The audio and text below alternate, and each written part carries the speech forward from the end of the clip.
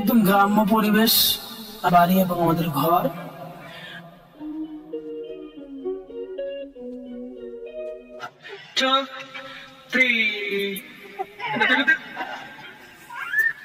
আসসালামু আলাইকুম ওয়া রাহমাতুল্লাহি ওয়া বারাকাতুহু। বন্ধুরা, দেশের যে প্রান্ত থেকে আমার ভিডিওটি দেখতেছেন, সবাই আশা করি ভালো আছেন। আমরা ডেইলি ব্লগের আজকের যে ব্লগটি দেখতেছেন, যে ভিডিওটি আমি তৈরি করেছি, ইনশাআল্লাহ এই ভিডিওতে আমি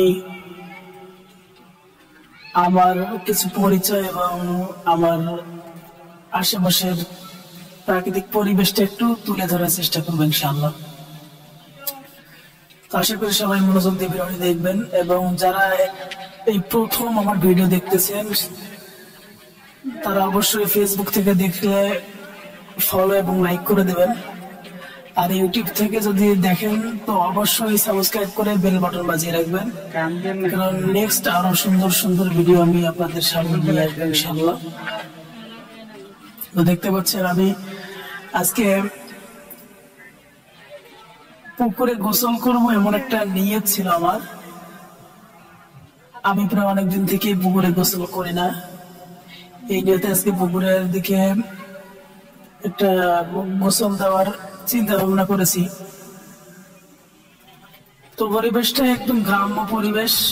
আপনারা যারা ভিডিওটি দেখতেছেন অবশ্যই আশেপাশের পরিবেশটা দেখতেছেন।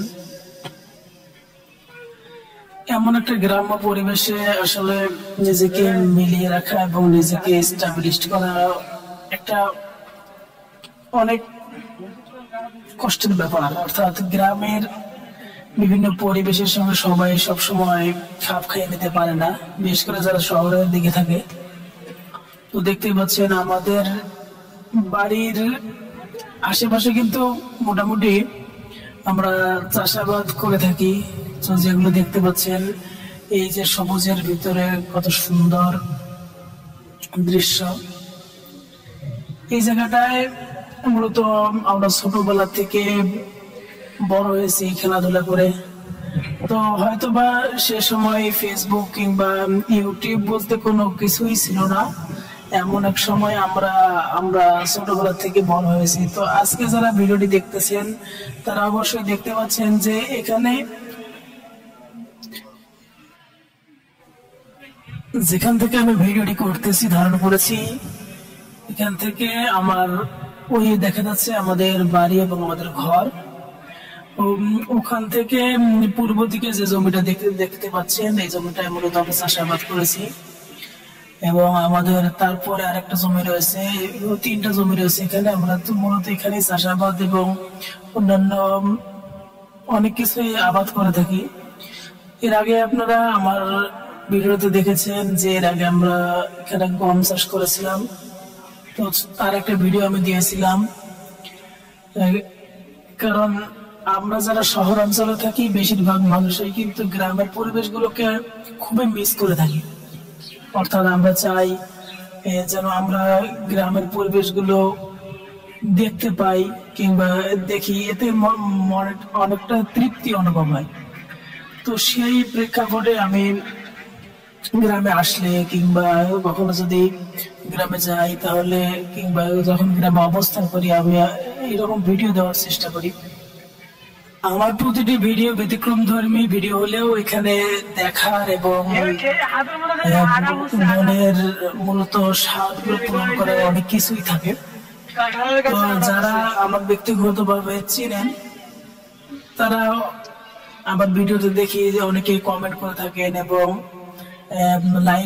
লাইক দিয়ে থাকেন। তো এর মাধ্যমেই মূলত ফেসবুকে ভিডিও দেয়া এবং ফেসবুক পেজ, ইউটিউবে ভিডিও দেওয়ার একটা সার্থকতা আমি খুঁজে পাই।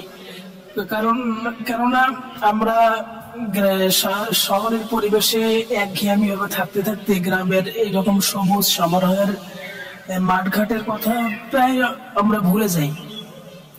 তো আমরা সবুজ সমারোহের এরকম মাঠঘাটের কথা মনে করিয়ে দেওয়ার জন্যই আমি মূলত ভিডিওটি ধারণ করেছি। কারণ আপনি যতই সবুজের দিকে তাকাবেন আপনার দৃষ্টিশক্তি এবং আপনার মেধা শক্তির অনেক উন্নয়ন ঘটবে। এটি একটি প্রমাণিত তথ্য। বড় বড় বড় বিশেষজ্ঞরা এই কথা বলে থাকেন, আপনি আপনার চোখের দৃষ্টি বৃদ্ধির জন্য অবশ্যই সবুজের দিকে তাকিয়ে থাকবেন বেশিরভাগ। এরপর দেখতে পাচ্ছেন ওই যে ওখান দিয়ে আমাদের এখান দিয়ে মূলত পল্লী বিদ্যুতের লাইন চলে গেছে পূর্ব উত্তর কোণের দিকে। আর এখন দেখতে পাচ্ছেন আমার বাড়িটা কিন্তু আমাদের খুব সুন্দরভাবে দেখা যাচ্ছে। তো স্বল্প সময়ের এই ভিডিওতে আমি চেষ্টা করছি আপনাদের একটু হলেও আনন্দ দেওয়ার জন্য। ইনশাআল্লাহ আগামীতে আরো সুন্দর ভিডিও নিয়ে আপনাদের সামনে হাজির হব। আজকের ভিডিওটি এখানে শেষ করব। সবাই দোয়া করবেন, ভালো থাকবেন, সুস্থ থাকবেন, আর সুন্দর ভিডিও নিয়ে আসবো ইনশাআল্লাহ।